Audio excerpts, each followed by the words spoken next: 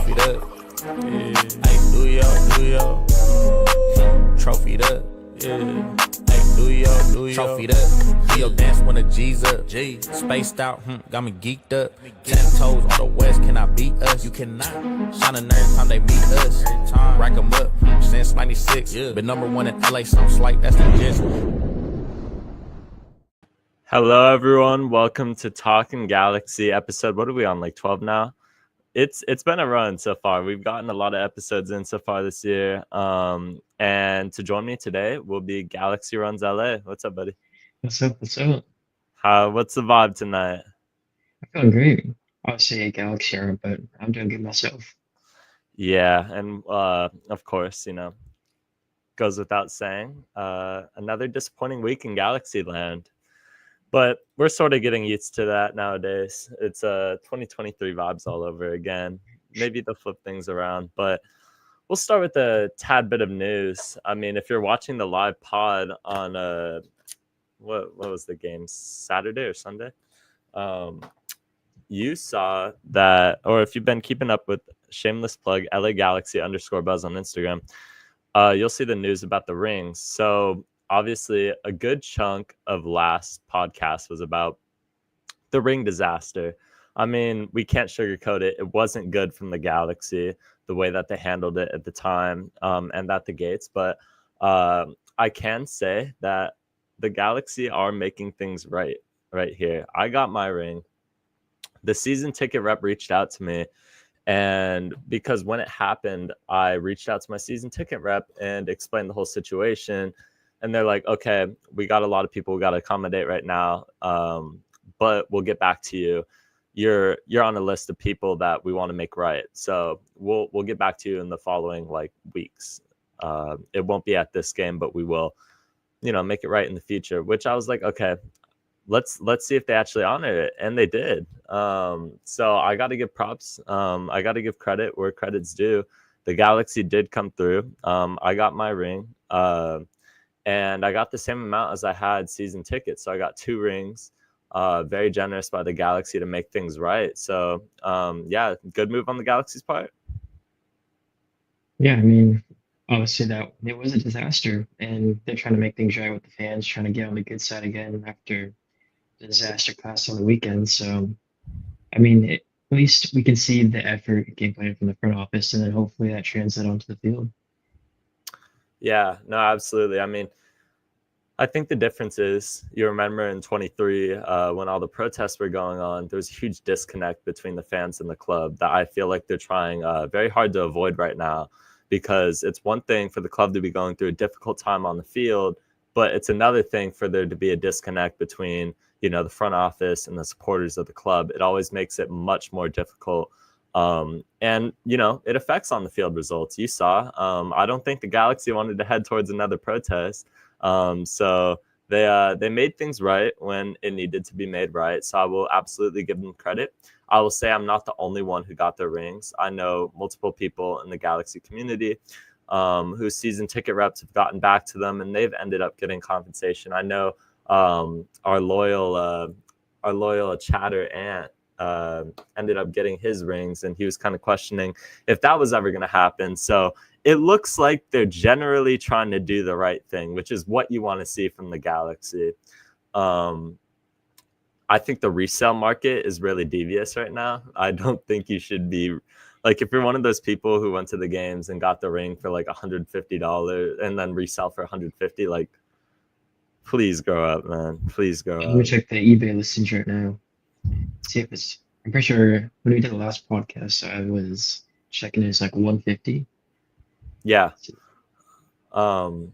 We could get an updated figure on that, but Yeah, it wasn't, it wasn't in the price range of many fans. I mean, it's just, it was a little salt in the wounds when I saw how expensive it was. So I think it's nice to see that the Galaxy are doing the right thing here. I'm safe to say that if you haven't got your ring yet and you reached out to your season ticket rep, I think they will make it right. I think they will, because they've been good so far.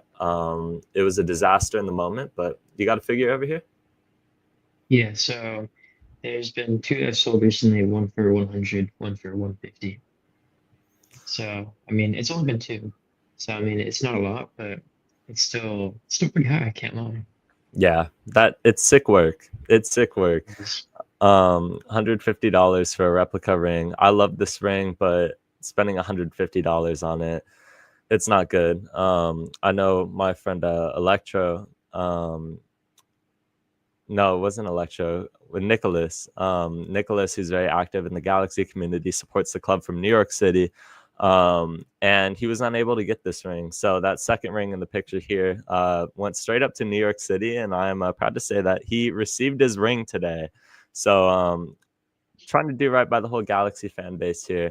And as Raul in the chat said, make sure you guys like and subscribe if you're here and you haven't. If it's your first episode, Galaxy Runs LA and I, we do this every Tuesday at 8 p.m. And while I was there in Carson, the Kobe Jones statue, this is the first time I saw the placement of where the statue is going to be in person. I flicked it up real quick because I was like, oh, I got to get this. I like the little, it's almost like a little teaser of like, where it's going to be, the location. And I'm super excited. What do you think on this? Yeah, there's edginess right now. It's kind of Yeah, crazy, but crazy. I mean, it's like a good position. Obviously, you got the Robbie Keane, or not Robbie Keane, but you got the Donovan and the Beckham, and then soon to be Robbie Keane, I bet. But you kind of have the little Legend Plaza, the little inner circle going on. And a few years later, I can't not imagine seeing a Robbie Keane statue in that that circle. So it's really cool. We'll have to see when like the design gets leaked or anything, if that's even a thing. But I guess keep an eye on our pages for that because soon this is gonna be built coming 2026. I got a question. So I know we kind of talked about what the next statues could look like. In your opinion, this is going to be the Galaxy's third statue. Would you have rearranged the order in any different way from the ones that they did it? Because it could be argued that Kobe Jones deserved the first one. But what do you think? Yeah, it's true.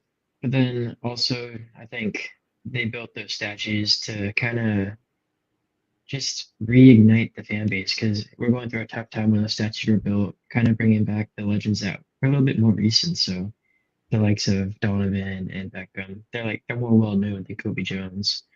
The casual Galaxy fan isn't gonna know who Kobe Jones is. The casual Galaxy fan is gonna know Landon Donovan and David Beckham. So I feel like that's what they kind of went for. And now that we had a successful year, they're bringing players like Kobe Jones back into the mix where they can kind of look back through history and see Kobe Jones. Oh, he was kind of like the founder of this club. He brought this club its first championship, and yeah.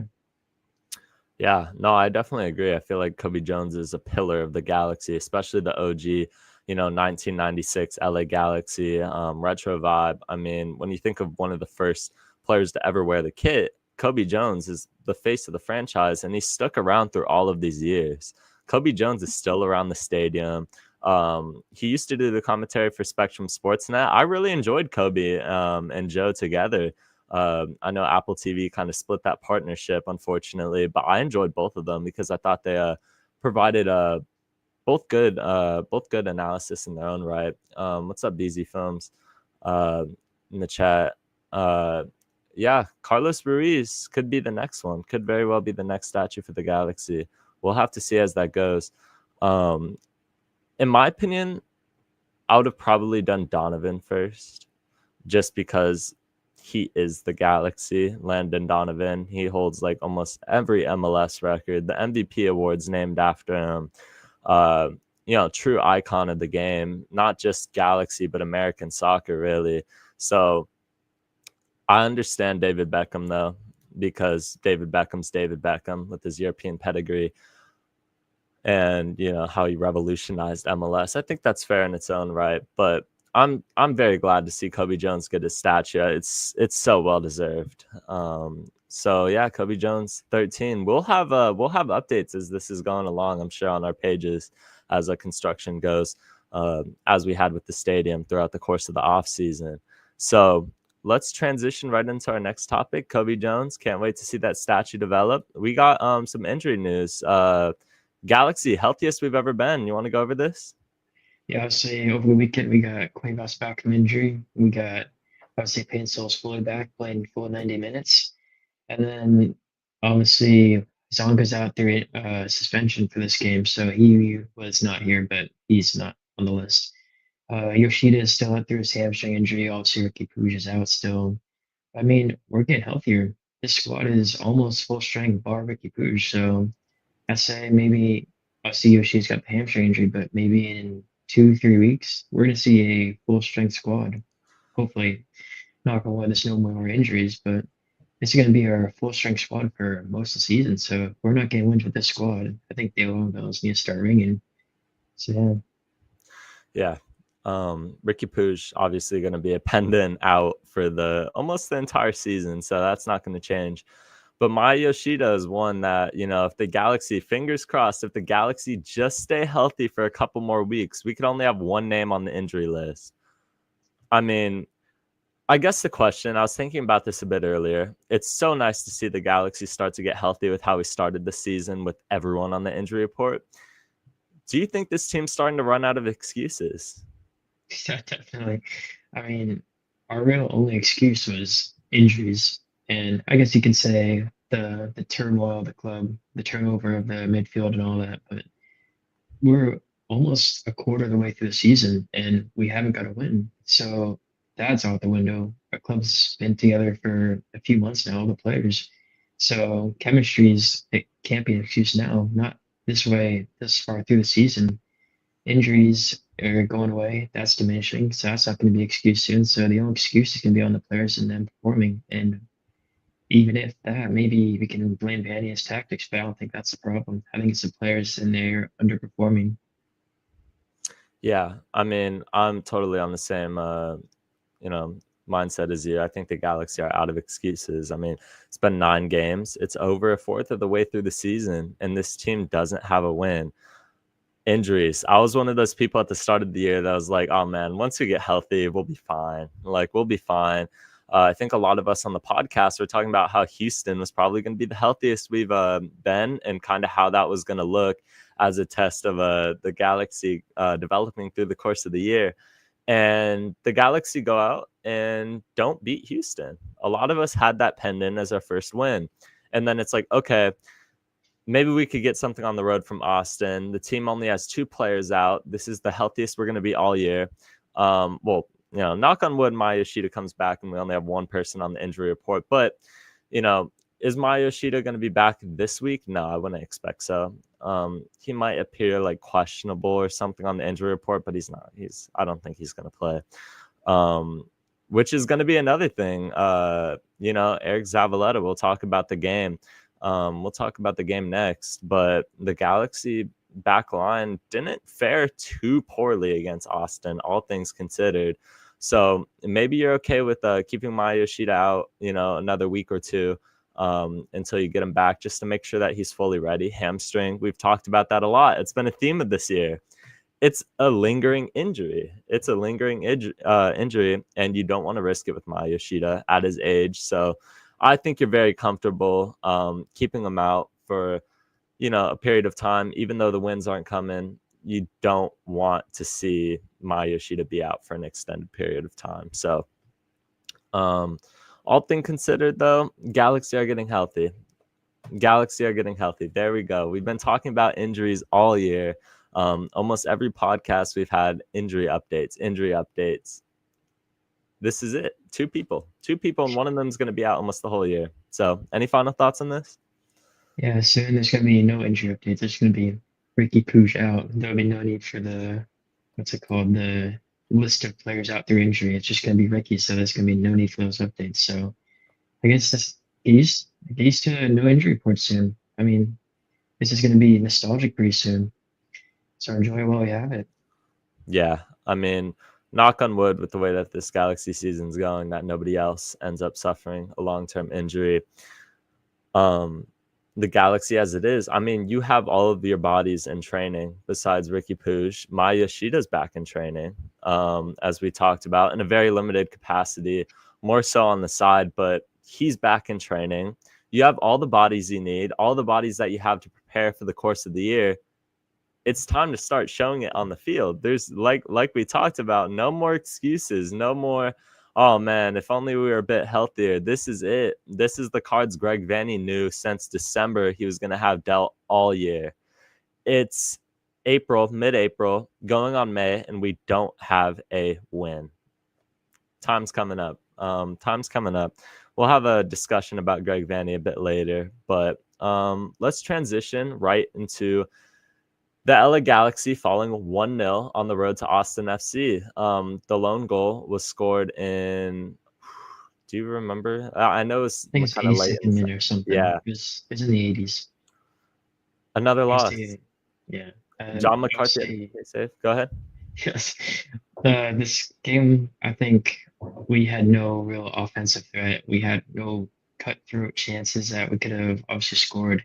I know Peck hit the post pretty early on in the first half, but besides that, I can't think of a chance where we almost like scored. Our offense has been lacking, and that's not something you expect with this team.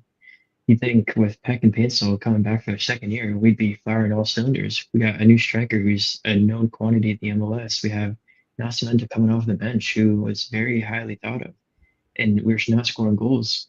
I forget how many times we've been shut out this season, but it's getting up there. So it's just not good enough for this team. And I just want to give props to Zavaleta for coming into this team. Everyone's clowning on him for that preseason disaster class versus NYCFC, and he came in and stepped up.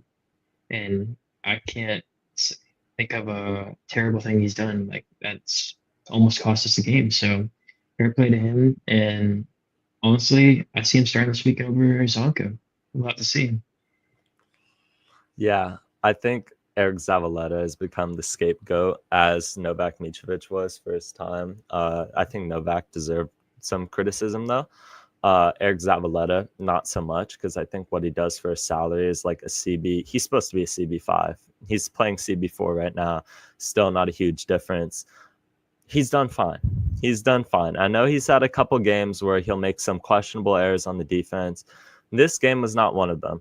I thought he did a fairly good job, and honestly probably did a better performance than Zonka's done all year. So no complaints on my half from Eric Zavaleta. I think the defense, the issue is last year we would concede 1 or 2 a game, but it wouldn't matter because we would score like 3 or 4. Our offense was just that good. When you're getting shut out as many games as we've been shut out this year, and I get it's a road game. I get Texas is a tough time. You know, it was a tough time to play. Texas is a tough place to play. But all things considered, you need to be scoring. You need to be creating chances. I can't recall a single major chance. Well, maybe Peck. I believe Peck hit the crossbar this game. But other than that, I can't really recall any clear-cut chances. It's not like we were creating chance after chance. The Galaxy struggled to create almost anything in this match. Been a theme of all season. It's been the theme of all season. John McCarthy, very good penalty save. He was brought in, made a whole career out of being a penalty technician, comes in, does the job on a penalty kick, brings the Galaxy life into this game. And you know what we do? Nothing. We do absolutely nothing with it, and it pains me. We'll go into a quote that John McCarthy had shortly here. Let's just pop it up right now. I mean, I think this is very relevant. You want to read it? Hold on. It's kind of blurry for me. I don't know if I can see it. Yeah, okay. It says, there's just 2-3 moments in this game we just F ourselves throughout the season. It's a tough place to be in, but we can't effing pout about it. We just got to move on and have that killer mentality and then get a win at home. Thoughts on this? I mean, he's said all the right things. Obviously, he's been one of those mess ups in the past, so at least he knows and he's admitting to it. And as long as he's putting the work to not make more mistakes, I'm fine with him saying this. He hasn't made a mistake, and he's kept us in multiple games recently, so I think he's fine with saying this. Obviously, he's one of our captains this year. If Fagundes or Yoshida are at the field, he's next up on the captaincy list. So he's stepping up and he's taking that responsibility. And that's what we need from this team. We need some reality. Our team is not doing good right now. So someone stepping up and saying these things, I think, is vital. Yeah, I mean, John McCarthy is not a guy who's going to sugarcoat it and be like, oh, we're doing fine. we've seen some very passive quotes from Galaxy players throughout the years. John McCarthy's not going to be that guy. He's not going to sugarcoat it. He's going to tell you exactly how it is. And I don't think there's a better, way to put it. How many games this season have the Galaxy completely dropped off at like the final 30? Not even the second half, like the final 30 minutes. There's a complete drop off, complete shift in mentality. And we drop a winnable or at least tie result. The Galaxy were very much in this match. It was a 1-0 game. They could have very much got a point out of Austin, which all things considered would have been a good result. I get you don't have a win. A point out of Austin. We didn't win last season in Austin. It would have been a good thing, but we blew it. We blew it again. I mean, it's the story of the Galaxy season is you'll stick around in games. You're not, I mean, the Galaxy, come on, name how many times have we been ran off the field? I can't think of a time where we got outplayed. Maybe San Diego. Yeah, San Diego can argue. Maybe you can argue Tigres for like half the game, but whole game, only San Diego. Yeah. Even that game, they got a counterattack, scored, and then we throw our numbers up and they scored in the final minutes. So, like, you can't even argue that game wasn't even like a shutout, sort of in that sense. Like, we haven't been completely outplayed. Like, we've been in every single game this year, but we haven't finished our chances. And I think Ant had a good point. Our defense has been better this year, but our offense has significantly decreased. So it's a complete opposite of last season, which is kind of funny. Yeah.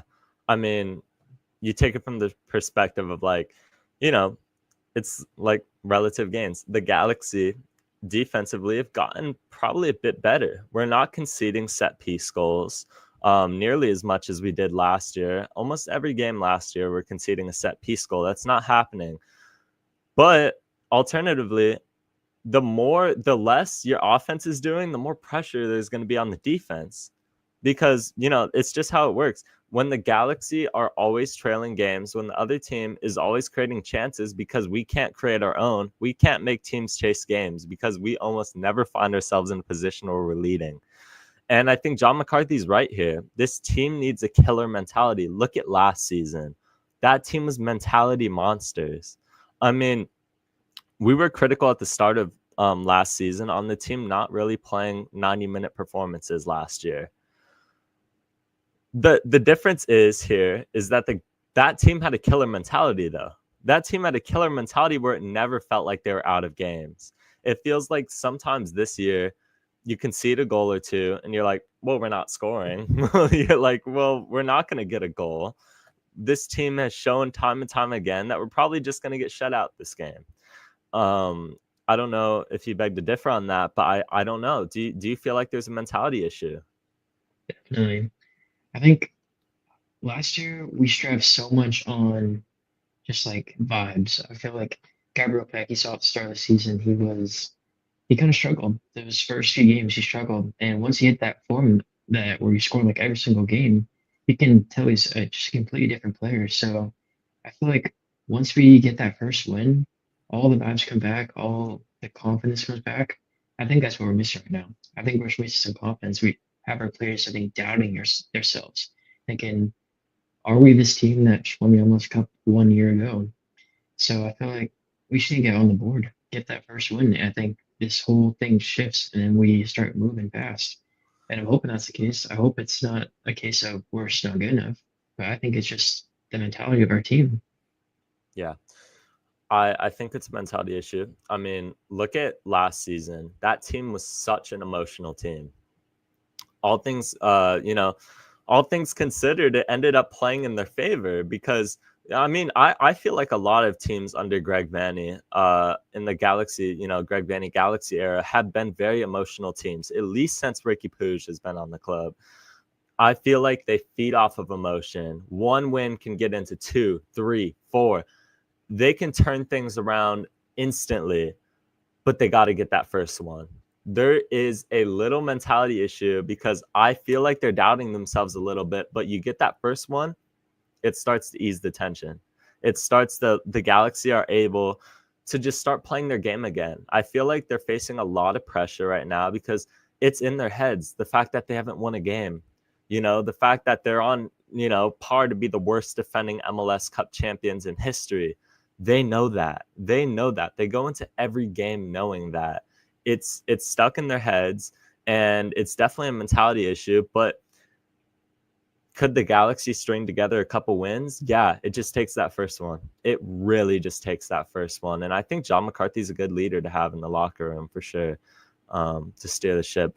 We got a question earlier. I wanted your opinion on this. Who do you think, when we talk about injuries, our injury updates, do you think Marco Royce or Diego Fagundes will start at center attacking midfielder going forward? I think Diego is going to start at the 10, and I think Royce comes in later on. Obviously, last season it was kind of that same rotation where Ricky would start, and then Royce would come on later in the game for someone like Delgado. I think right now Royce is not he's not as like potent when he starts a game. He's not as influential at the start of the game. He's more influential when he comes off the bench, controls the tempo late on. He can decide when to go fast, when to go slow. So I feel like later in the game, that's where he's most influential. So I feel like we should use that to our advantage and sub him on maybe around the 60th minute. Take him off for someone, maybe like a box to box if Parente is starting or Snobber is starting. Or even if Diego needs a rest. I think he can play that role that Diego's playing in. So I think off the bench is definitely Royce's role. Yeah, I think some concerns started to come last year when Marco Royce was starting games, because you remember he came off the bench for his debut against Atlanta, and you're like, whoa. You're like, this guy is going to destroy MLS. The game he plays is in slow motion. Like, this guy, Marco Royce, is going to come in, and he's going to be a game changer. Let him start. He starts the St. Louis game without Ricky Pooge. I believe his first start of last season. Does nothing. Does absolutely nothing. I don't know what it is with Marco Royce. I don't know if when he's starting, maybe he switches off a little bit. Maybe he feeds off of the defense being a bit more tired, a bit more his speed at the age of 37. Could very well be the case for Marco Royce. But every game he starts, he doesn't look that good. I will say, is the fact that Marco Royce looked decent off the bench in this game. I mean, I heard that Marco Royce was being very lazy on the Austin goal. Maybe that's the case. I haven't looked back at the replay to see specifically what Marco Royce was doing during that play, but if you're expecting Royce to play defense, I mean, I think you're going to be very disappointed. But I think Marco Royce is a good asset off the bench. I thought the Galaxy, Marco Royce came off the bench in this game. Instantly, we created the chance. I'm not a Marco Royce defender. I think with his salary, he should be doing a lot more. Taking up a high space general allocation money, I don't disagree that he should be doing more. But I think his role is off the bench, and that's okay. I think Fagundes should start at attacking midfielder. By the way, not listed here, but Diego Fagundes, that streak of being undefeated when he starts at attacking midfielder is over with this game. So I know that was a stat that people like to hold on to for a while, especially myself, because I was like, oh well, hey, we're undefeated when Diego Fagundes. Nope. I mean, it would be this season where that streak dies anyway, if we're being completely honest. But let's get into questions here from the chat. I think we have one in the meantime. Let me see. I saw a question. A bit earlier. When from Adam, when will the first win come? Hopefully it's this weekend. Obviously Portland's going to be a tough one. They just have Leva's 3-3. And that was a pretty exciting game to watch, as had Galaxy lost, I had nothing to do on a Saturday night, so I just turned on that for a hate watch. Portland's a very attacking-minded team. They obviously just got Jonathan Rodriguez back from injury, so that's going to be a tough one. And they got Felipe Mora, they got David DaCosta, and they got, what's that guy's name? Anthony? Yeah. Not the Anthony at Real Betis, but Not the Anthony at the MLS. That guy's crazy, so it's going to be a tough one. Our defense is going to be challenged once again. Obviously, I think it's going to be more of an attacking threat than Austin. Obviously, Austin, you saw when Bakari got subbed in for Austin, like, we were on our heels, and that's when we can see that penalty. They're going to have to face someone like that on both sides. you got Anti on one side and then Santi Moreno on the other side. So it's gonna be tough. Look into a crystal ball here. When will the Galaxy get their first win definitively? I mean, we'll go over match predictions here shortly. We don't need a score line on it, but look into your crystal ball. When is it coming? Sunday. It's Okay. Sunday. I'm on the same page as you. I feel like if it's not Sunday, it's just never gonna happen. I just feel like if go ahead. After this weekend, we have 3 away games, so there's no chance for winning any of those 3. We got KC on the road. They obviously just battered San Jose at their place. They got Red Bulls who they're gonna want something back after that MLS Cup loss. And Philly's good this season. They're tough. So if we gotta win soon, it's gotta be now.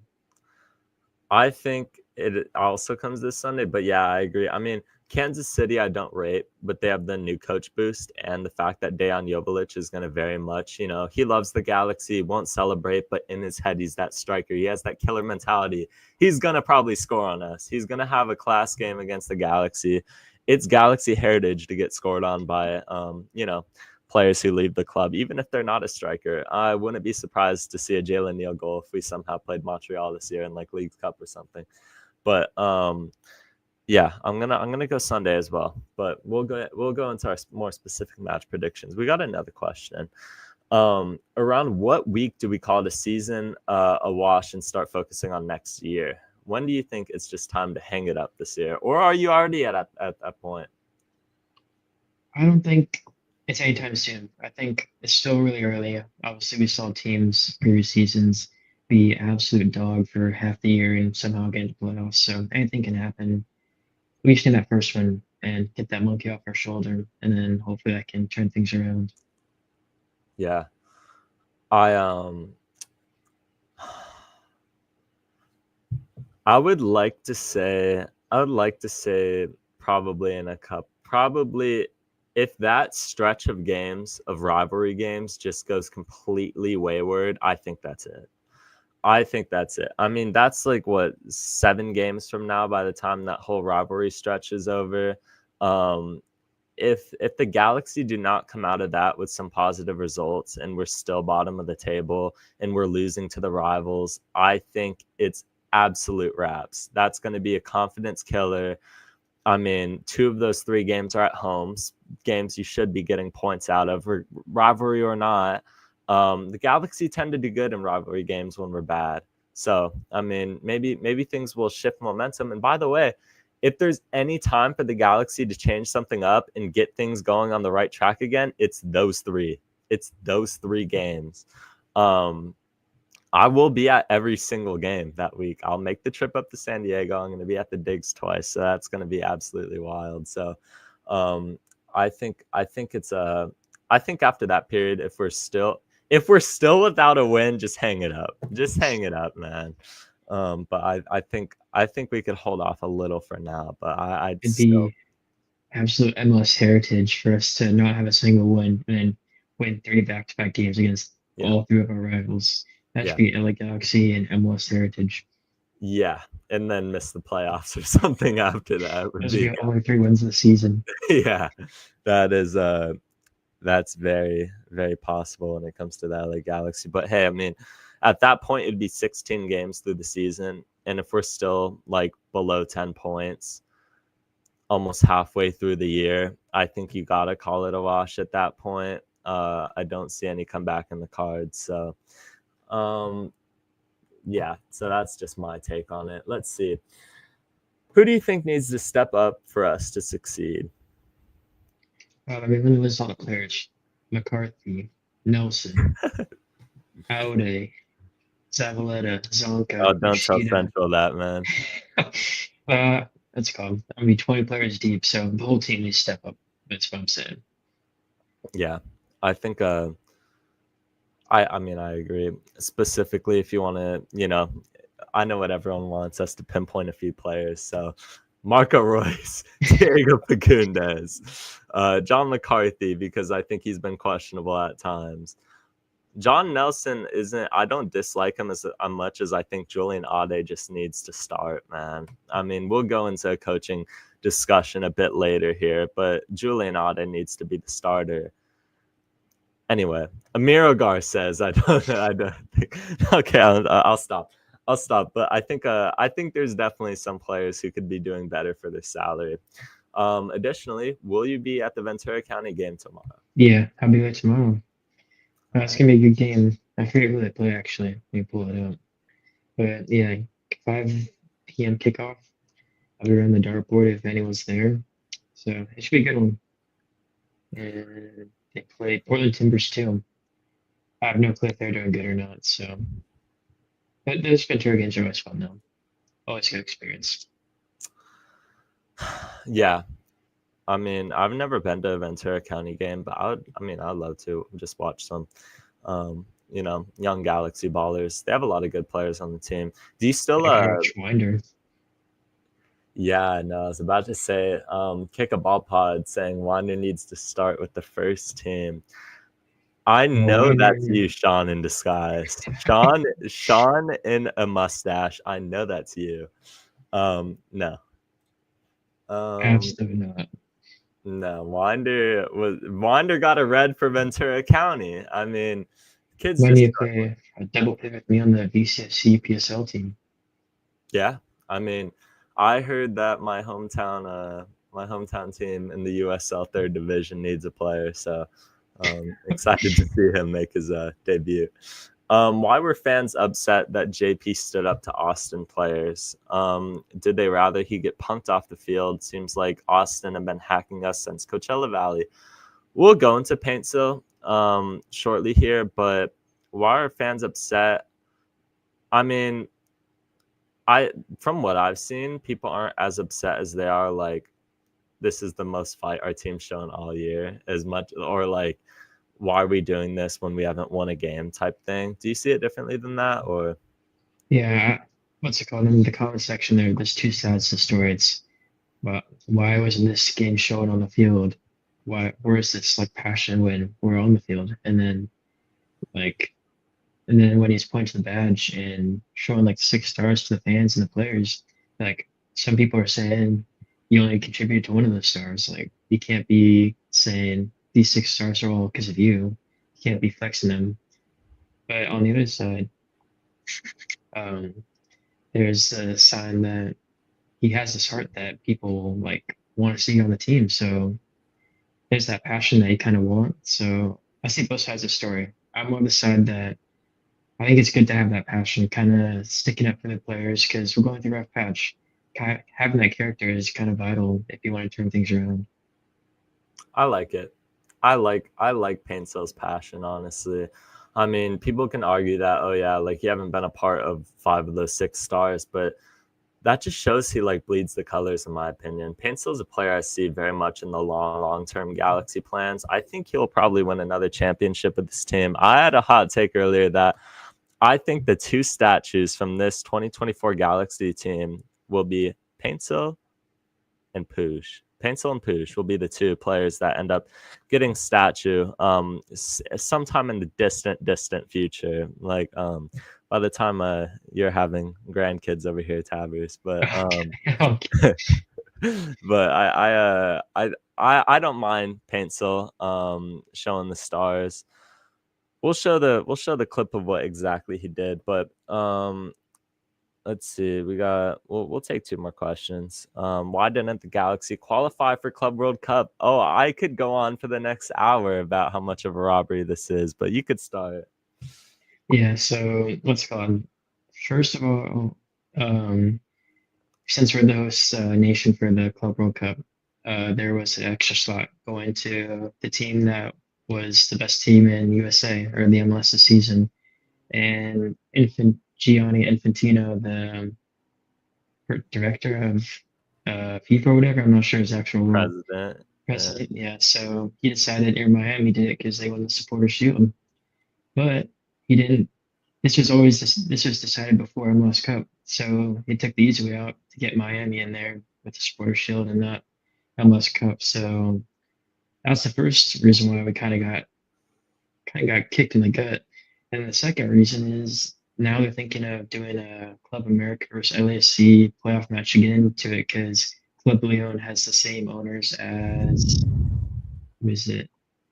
I forget the team, but they're the same owners own two clubs, and both those clubs are in the Club World Cup. So Leon's getting kicked out apparently. Why didn't the Galaxy qualify for Club World Cup? Well, it all started in this village in Argentina when this little man, this little midget was born named Lionel Messi. So, yeah, I mean, Lionel Messi, everyone. That is the reason why the Galaxy. Look, if you want to get it to LAFC versus Club America winner, I could understand that a bit more than Miami. I mean, the Miami thing just blows my mind. It will never not blow my mind. This is the first year since 2004 that the Club World Cup will not have the reigning champion of the host nation. And it happens to be when we're there. Of course it does. Of course it does. It's a lot of money the Galaxy miss out on there. And we'll take one more question. Here is why do you guys think they didn't give Vanney a new contract in the off season? I think for that situation like this, I would say they had all the leverage in contract negotiations, saying, "Oh, I want an MLS Cup," and now he has little to no leverage except that point. So I think Kuntz played the long game, and it's paying off for him because now either he can. First of all, this Vany is not a Kuntz hiring. This is not his manager that he has chosen. This was from the Klein era. So maybe that could be a fact saying, "Hey, I want a different manager that I can choose myself." Obviously, he's talked about Vanney very highly, so I don't think that's the actual issue, but that could be a possibility. I think the Galaxy are a bit more hesitant to give Greg Vanney the time and the money that he wants. But I think more so the contract length is where they're off on. I think Greg Vanney wants a long-term extension. This is the club he's managed since 2021 now. It's been a long time. We've had Greg Vanney as our head coach, all things considered. He played for the club. He thinks that he deserves a long-term extension coming off of an MLS Cup. I think that's fair. But I don't think the Galaxy want to give him a long-term contract. I think the Galaxy see the Sean side of things is the fact that, hey, most of the seasons you've been manager, we've missed the playoffs. And we're not comfortable, regardless of you winning an MLS Cup, we're not comfortable giving you a long-term extension because we want to see you do it more consistently. Make this team another Seattle Sounders. Make this team another Columbus Crew that's always competing at the top, not just one season. If I had to guess, I think that's why. Can we get anyone better at the moment? I don't think so. I mean, Jim Curtin is a nice name if they did go the route. Well, you know what? This is a good transition. Who do you think you should ask on if Greg Vanney should stay as the head coach? Oh, yeah. How about your club legend, Ricky Pooge, on Twitter, as he is very infamously a social media merchant like all of us. Galaxy310 here tweeted, chat, could it possibly be time for hashtag Vanney out? Ricky Pooge, one word, no. There you go. He's not leaving. What do you think? Do you think this changes anything? No. I mean, obviously, Ricky's your DP, but I don't think one tweet or his one opinion is going to change everything. Unless you're Lionel Messi, you don't have a say in the club. So I don't think this has any influence. Yeah. I don't think the Galaxy are close to firing Greg Vanney. I know a lot of people want to be reactionary and call for his name, call for his head. And hey, 3 points out of 27 available. I'm not going to say that you're crazy, but unless you're Sean, then I absolutely will. But I mean, if Ricky Pooge wants Greg Vanney to stay, I think he does have a say. I think Ricky Pooge does have a say. I don't think he's bigger than the club.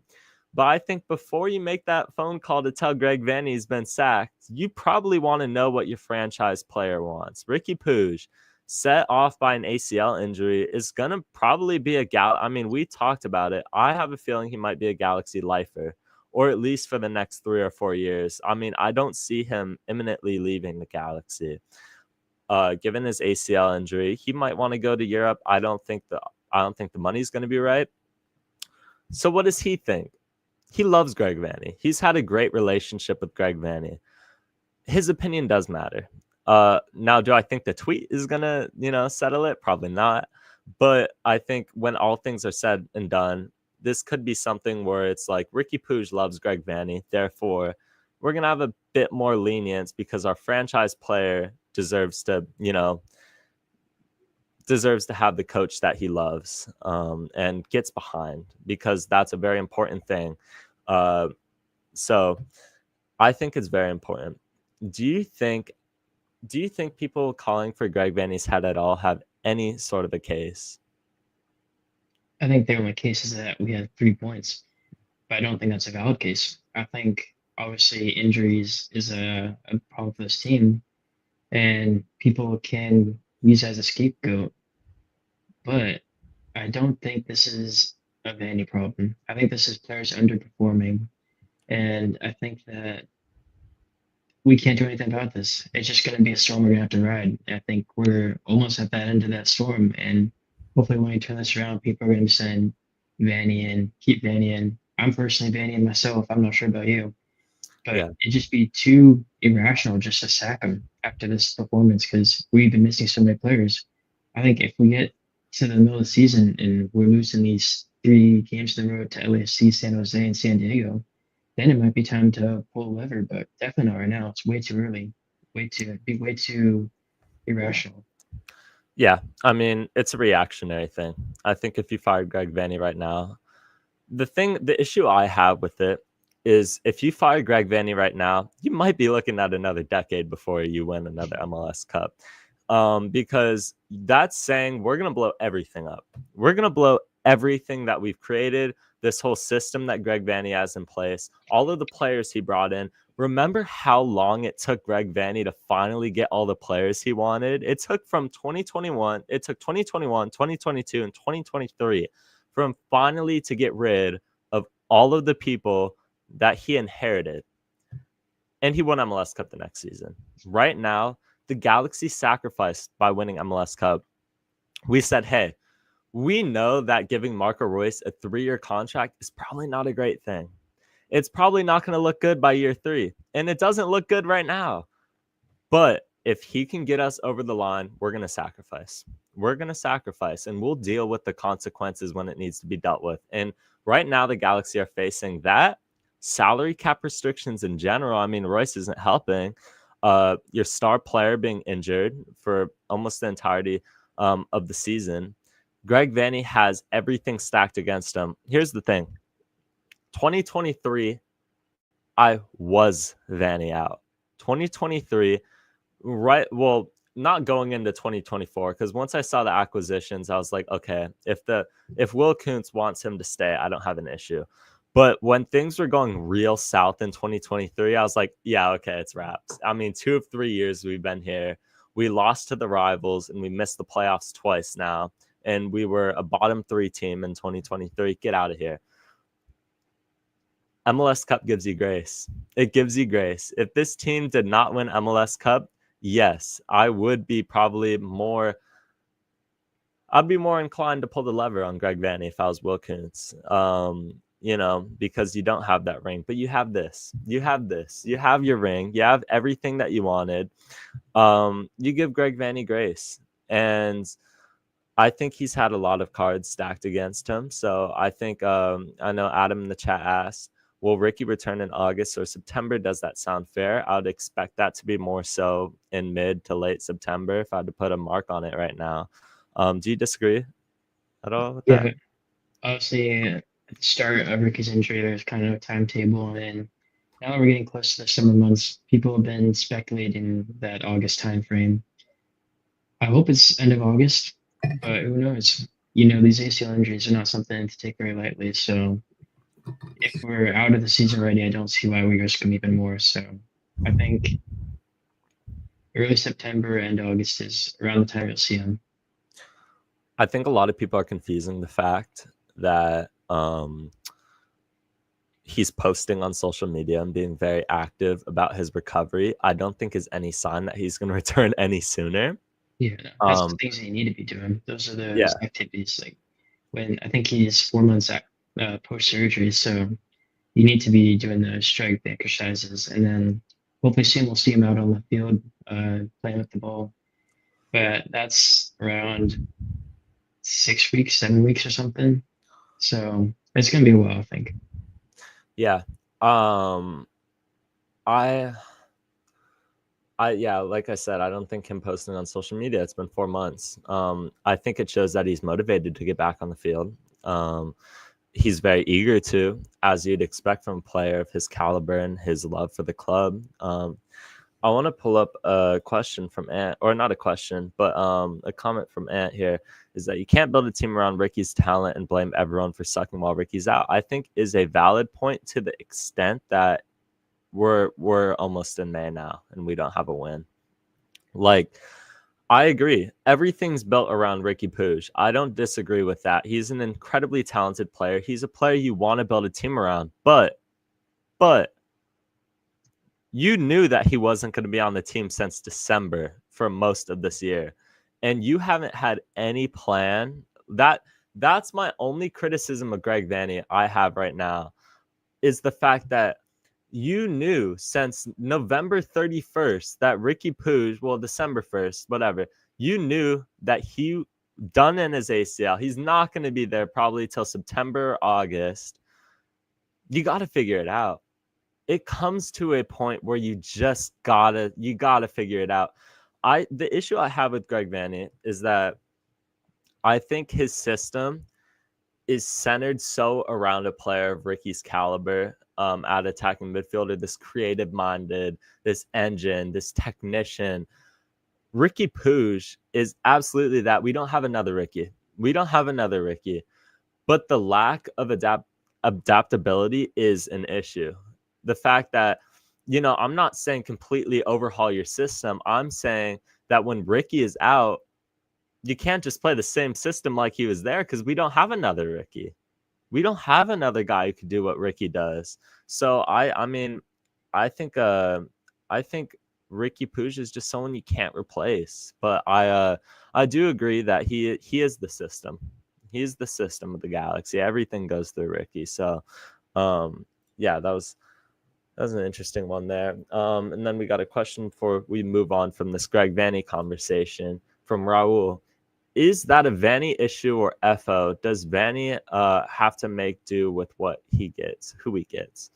I mean, I think it's a Vanney issue. I think right now, when we're talking about that specific argument of Greg Vanney not adapting or the Galaxy not adapting, that's a Greg Vanney thing. I think the FO is doing what they can with the very limited resources they have.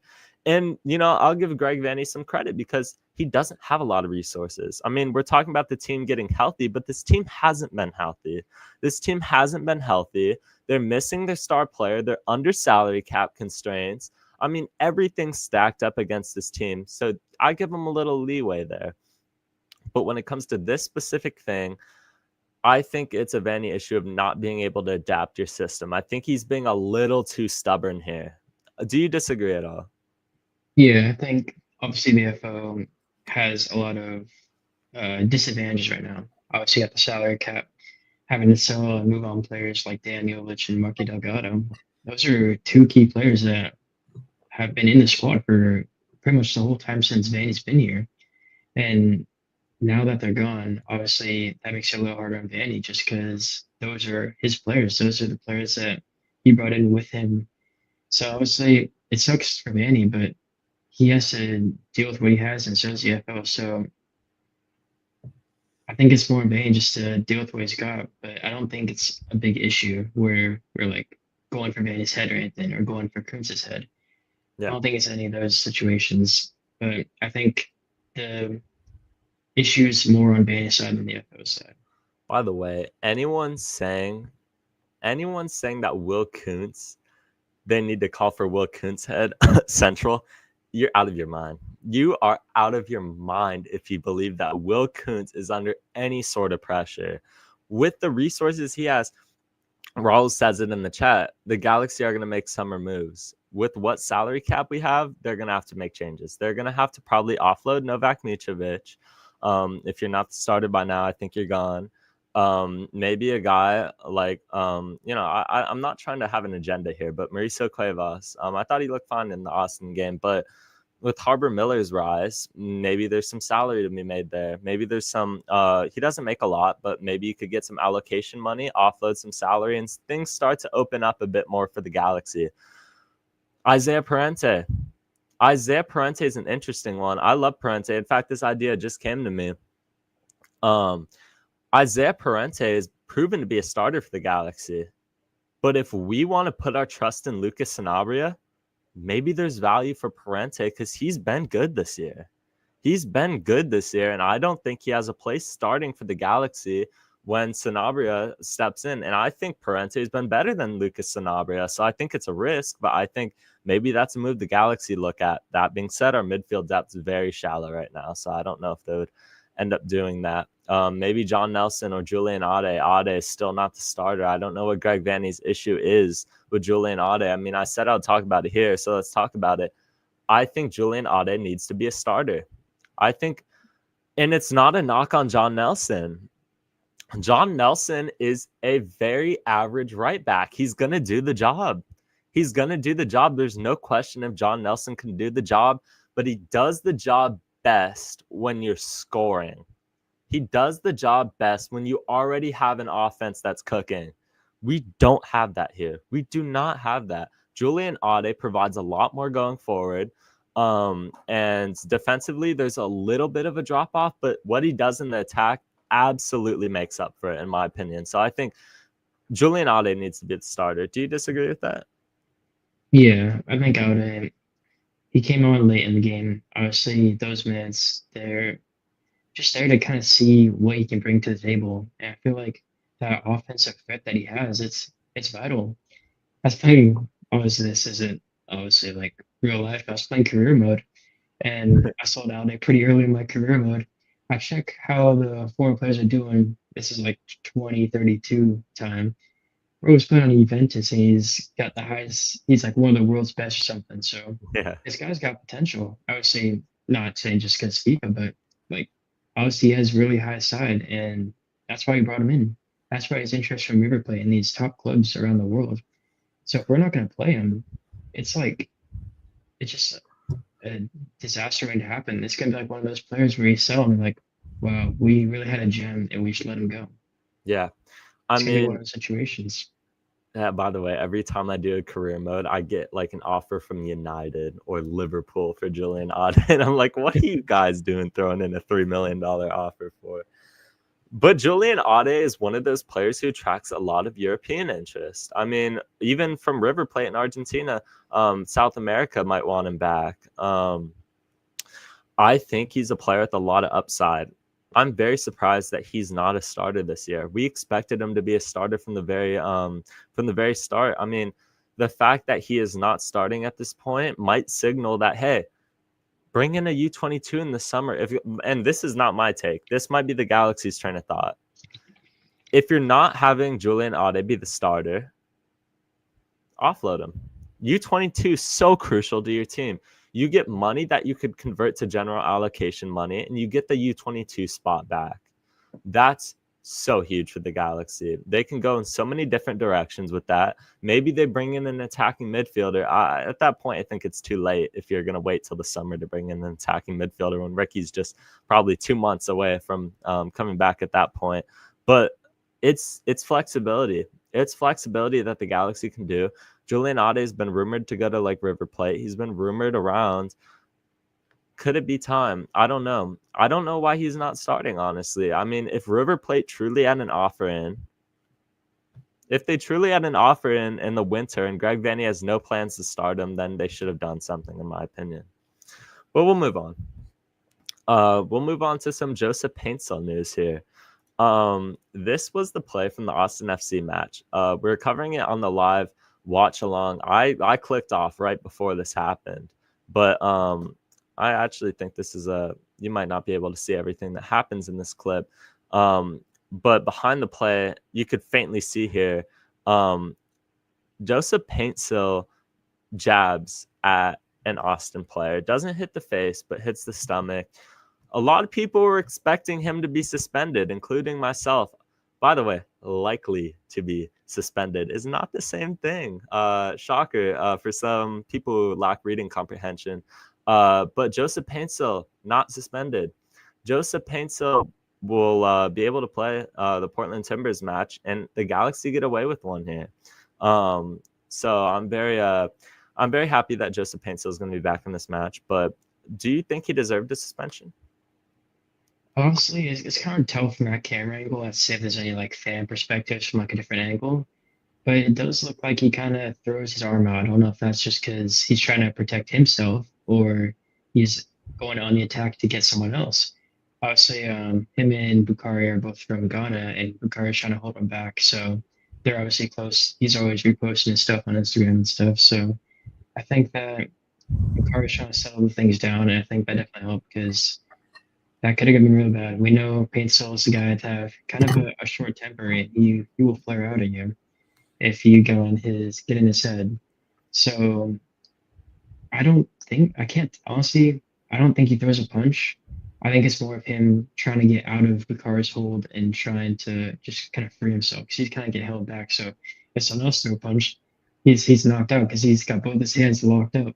So yeah, obviously it's hard to tell. And obviously, so MLS came out with their findings or whatever, and he just got a fine. So I don't think there's a punch. So all is good. And by the way, the people who sit behind a profile that is not attached to your name and racially abuse Joseph Paintsil, you're a coward. You're a coward for that. Like, if you're gonna say those absolutely awful, nasty things, at least be a person who's gonna like put their name behind it and not be a coward hiding behind a screen, because you would never say that in real life to Joseph Paintsil. And then to keep spewing it over and over again. I mean, Galaxy runs LA. I know you've had some interactions past this comment with him, as I have. It's gross. It's really gross. We absolutely condemn it, and it's absolutely appalling. I mean, at the end of the day, these are human beings. Like Joseph Paintsil isn't like, he has a family, he has people that he loves, and that comment's getting seen by Galaxy players. I know that for a fact, that they've seen this comment. It probably gets around the locker room, like the awful things last year. Same thing as an LAFC fan who called Paintsil a slur, and we're not going to generalize a whole fan base here because that's not fair. I mean, every fan base has people who say a lot of horrible things, especially when you're an LA team. So we're not going to generalize it, but this is back-to-back times that people have been calling Paintsil slurs, and last time was after an El Trafico, and it's unacceptable. So just wanted to cover that here before we go any further. But do I think it was suspension? I mean, probably one game. Probably one game. I mean, when I initially heard he punched someone, I was like, of course. Of course. It's going to be 3 or 4. We're going to be stuck with Fagundes ball at left wing again. And we're just going to go back to kicking ball. But I'm happy he's not suspended, because the Galaxy need to figure things out. And if they're it's going to be through Joseph Paintsil. It's going to be through Joseph Paintsil. It's going to be through Gabriel Peck. It's going to be through your star designated players, and you need them on the field. Frustration boils over when you're not a good team. Shocker, right? But that's how do you think this frustration had more to do with the fact that the Galaxy just can't get things together? I mean, another argument to be had is that it's Biro again instigating. This guy, like, the Galaxy and Austin are slowly becoming rivals in a sense. Like, it feels like every time these teams step on the field, there's a lot of animosity. So what do you think it boils down to? Yeah, so I think there's a rivalry born between these two teams. Obviously, in 2023, when we were away at Austin, they clipped Ricky's ankle. I'm pretty sure heel or something. And then 2024 at home, obviously there was that absolute crunching tackle on Ricky that Bureau did. And we got in his face and we let him know. And then preseason this year, I think it was Scott Talk and Fagundes, they were getting at it, kind of going at each other. And it's just a preseason game. So it shows that there's kind of a little hatred between the two teams. And now, obviously, post game of this, there's something there. And I like it. I like having rivalry teams. It makes the games more interesting. So I don't mind it personally, as long as people are being gentlemen about it and they're being fair. Play on the field and don't do these things on the side and that kind of hurt your team and yourself as well. Keep Yeah. Let it be a gentleman's game. You see a lot of rivalries that end up just being manufactured because of your geographical location, not that El Trafico or Cali Classico, or even what they're pushing as a rivalry between the Galaxy and SDFC. I mean, those are technically our rivals, but it's nice to see some like actual genuine rivalries get brought like to the forefront. I mean, it's nice. Even the Galaxy in Seattle, I mean, they're close in geographic location too, but they've become rivals because of the playoff matches they've had between these two teams. I mean, Galaxy and Austin are very quickly becoming two very rival. These teams don't like each other. These teams don't like each other. I mean, Greg Vanney talked about after the game how the Bureau tackle probably had something to do. The Bureau tackle on Ricky probably had something to do with the frustration that boils over.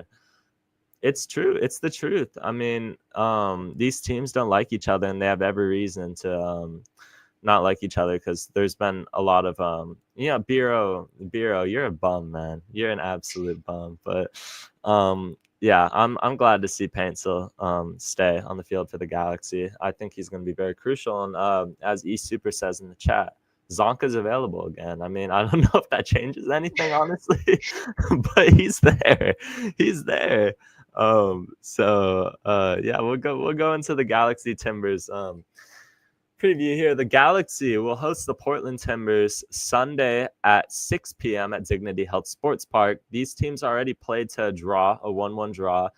Speaking of Zonka, he got an assist in that game, so maybe he could run it back and have a master class. But wouldn't be expecting that.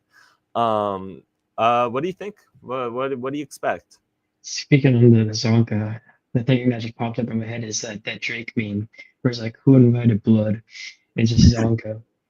But anyway, yeah, it's gonna be a tough game. Obviously, I kind of talked about it earlier. The Galaxy defense kind of struggled with Uzuni and Bukhari on the wings, and this game it doesn't get any easier. You got Santi Moreno and Antony were very direct wingers, and John Nelson and Mickey Alana are gonna have their hands full all game.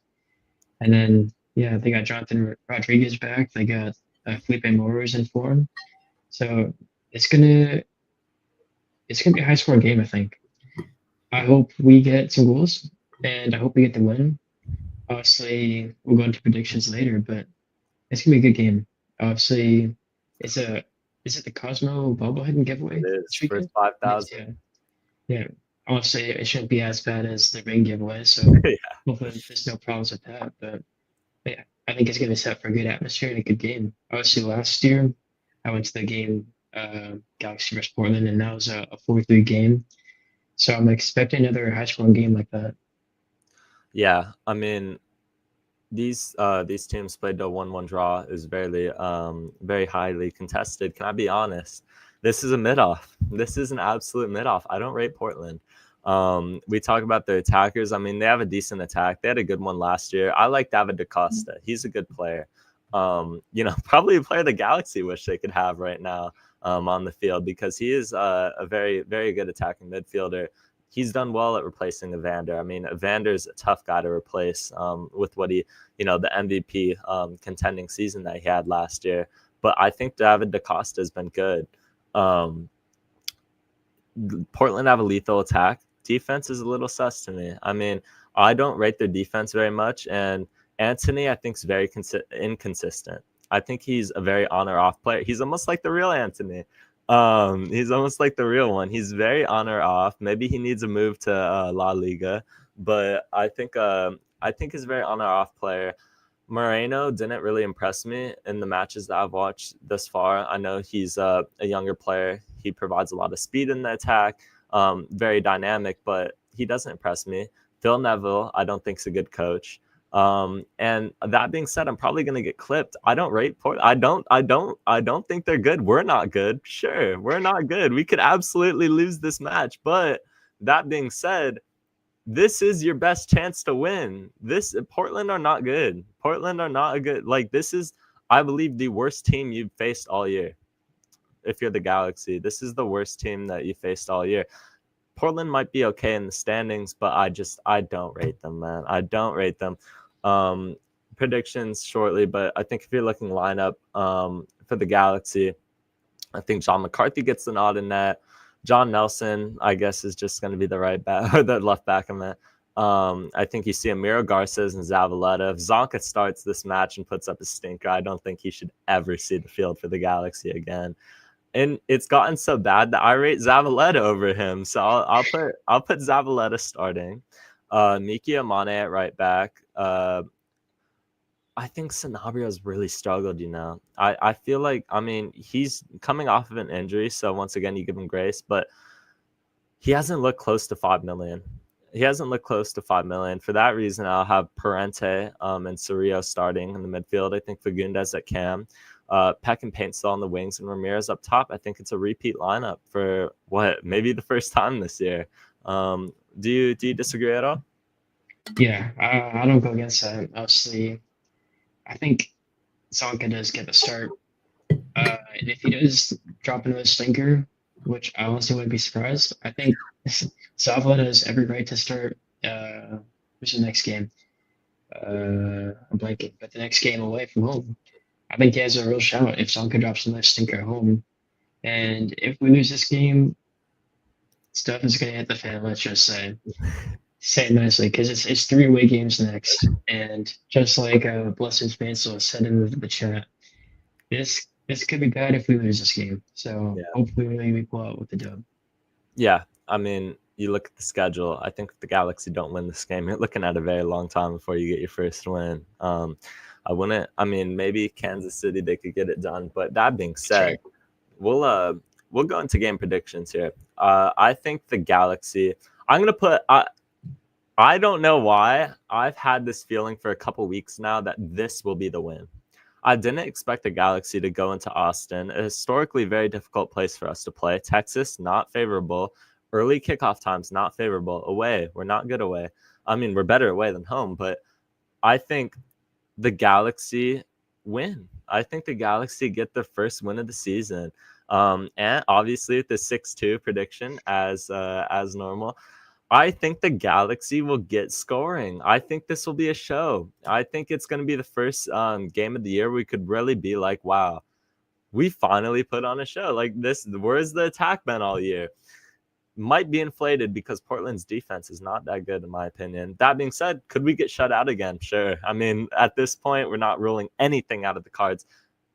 3-1 Galaxy. 3-1 Galaxy win. I think Joseph Paintsell probably gets away with one. Probably gets away with the fact that he's even playing this game. I think he'll have 2. I think Paintsell has 2, and I think Peck has the other. I think Peck finally gets it going, finally gets a goal. And I'm going to say, just for my weird non-related prediction, I think there is another goal of the week contender scored in this match. I have no clue why. I feel like the Galaxy are going to score a banger in this one, put on a show at the digs. I'd love to see it. So what do you think? I think it's going to be 3-2. I'm not going to say which team wins just because these teams they're so, I don't even know how to explain it, but you never know with these teams, especially this year.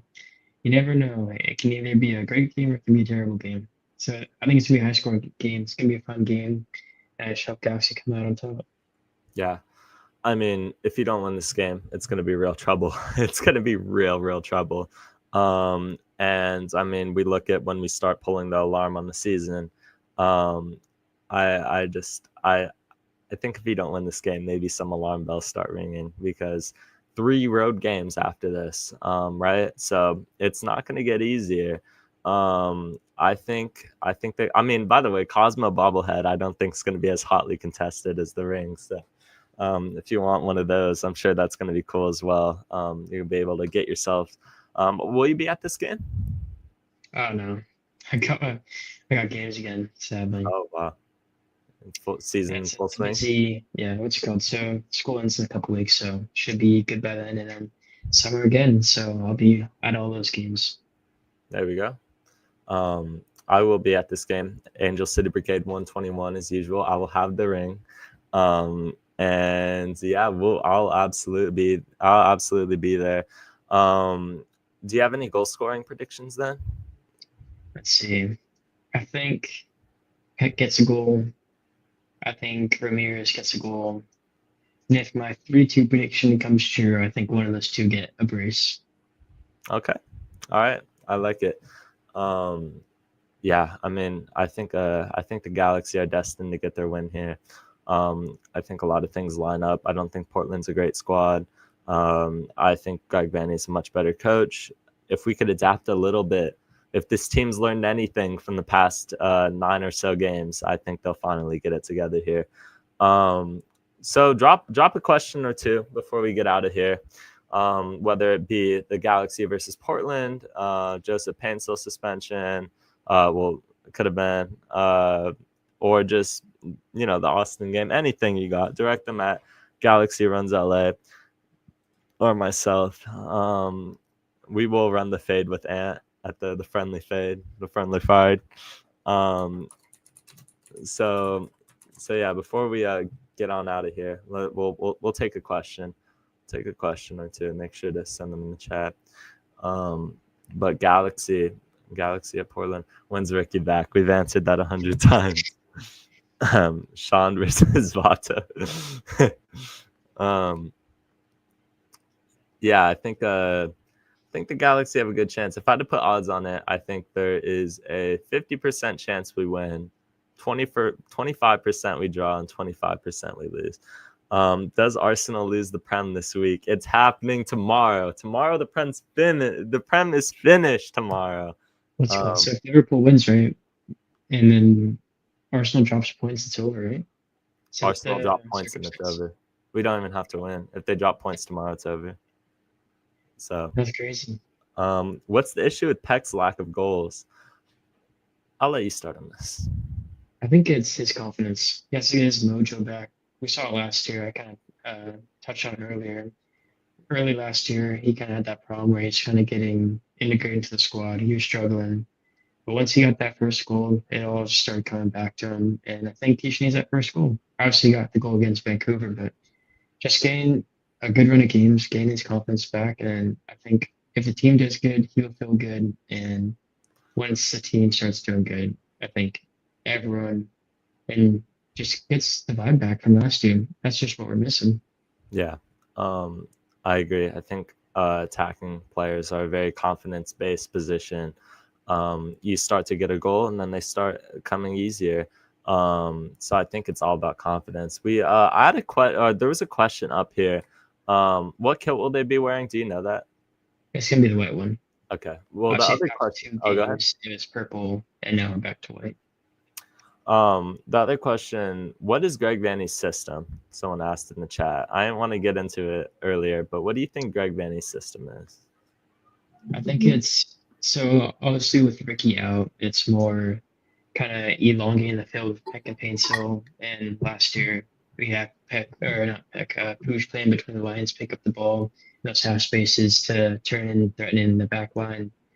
But now we have a different kind of set of players, different style. So it's hard to explain. It's not, I can't put my finger on it, but right now it's creating in the wide areas and overloading with, on the right side, we got Peck and Yamane overloading. And we see it every time Yamane is always up on the attack, kind of overloading that right side. And that's the side we kind of go down. So maybe that's why Otto's not playing, because if one side goes up, the other has to stay back so we have some coverage. So I guess that could be a situation why Yamane is not, or not Yamane, Otto's not playing too much. Yeah. But I think right now it's just overloading the width and then trying to get cross into the middle for Ramirez to get his head on or his foot on. Yeah, I agree. I think it's very possession based. I think the Galaxy love to play with the ball in possession. I don't think they are rushed at all. I think the issue with that is sometimes you could be a bit too casual and leave the ball in really bad spots for the other team to pick up on. So I think it's very possession based though. I mean, when everything's flowing, you have Ricky Pooge at the centerpiece of that. Without Ricky Pooge, like you said, it's a bit worse. It's a bit worse because you don't have that real conductor. You don't have that guy that's able to move the ball up and down the field, drop back, dart all the way forward. You don't have that. I think it's very also wing based. I think wingers play a huge role in that system. That's why Joseph Paintsil and Gabriel Peck are as efficient goal scoring wise as they are, is because I think it's very much within Greg Vanney's system is for wingers to be, you see sometimes Peck and Paintsil will play on the same wing. They'll go inverted. They'll switch around. They're very much free roaming. Ricky Pooge is the ultimate free roamer, though. I think they have a lot of freedom in the attack with Greg Vanney. I think he allows things in a perfect world to for the players to find the game. But when you don't have Ricky, that complicates a lot of things. League announcement tomorrow, I would expect would be the switch to fall to spring is the only thing I could think about. And then finally, do you think Soria leaves after the season? He looks a little out of form. Obviously, yeah, he's not in the greatest of form. I don't think he leaves them. I think he enjoys his time here. We see his connection with the players like Jalen Neal, Choco Cuevas, and he has a good connection with the team. I think he enjoys the city, so I think he's just suffering at the expense of Ricky being out. So I don't think it's a problem. Yeah, show your jersey.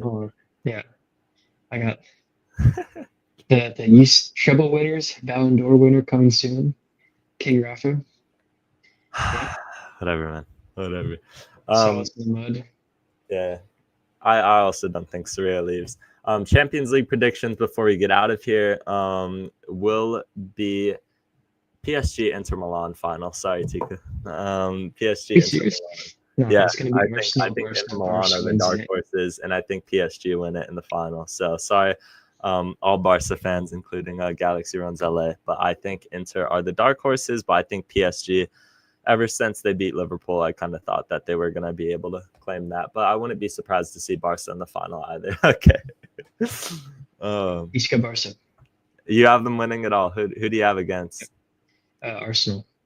Oh, Sean the Jr. Sean versus Derby. That'd go wild. Sean Classico. Yeah, that would be wild, man. That's all we have for you today. Thank you for tuning in. Galaxy Runs LA. Where can they find you? Galaxy Runs LA on Instagram, TikTok, and X.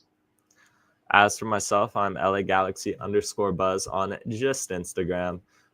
Make sure to follow Galaxy Runs LA and Talkin Galaxy on Instagram. That is where we post. We are live every Tuesday at 8 p.m.